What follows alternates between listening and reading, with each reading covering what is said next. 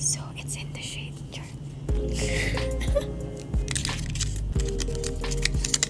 My pickup lines.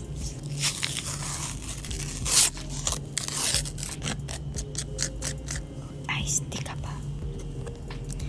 Kasi pag andyan ka, bottomless ang saya. Grabe, nakakakilig. Let's eat.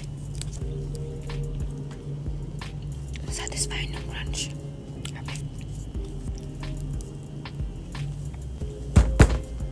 Satisfying ng apple flavor.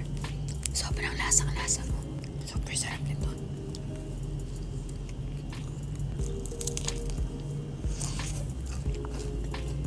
Mag-good mood ka kapag ito yung kinakain mo, tapos nagkikwentuhan lang kayo. So, such a good vibes and super perfect nito. Actually, ice cream talaga isa sa mga comfort food namin. Oh, perfect. Alam mo ba, kapag kumakain ka ng ice cream,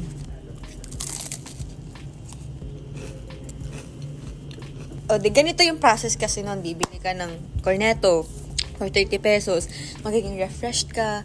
Tapos, naisip mo yung crush mo. So, bumalik ka ulit ng convenience store. Bumili ka ulit ng cornetto. Binigay mo sa crush mo. Tapos, sinabi mo yung pick-up line. Tapos, ayun, kinilig siya sa'yo. So, ayun, nagkaroon na kayo ng connection. Mag-uusap kayo, ganun, di ba, araw-gabi, magpupuyatan kayo, hanggang sa magiging kayo na. Tapos, pag naging kayo na, magiging masaya kayo. Tapos, magtatapos kayo ng pag-aaral nyo. Tapos, ikakasal na kayo, magkakaanak kayo, magkakaroon kayo ng pamilya, magkakatrabaho kayo. Pagkatapos nun, tatanda kayo together. Tapos, ayun, happy ending. Di ba, bumili ka lang ng cornetto, may happy ending ka na. Kaya bumili ka na, 30 pesos lang to, okay?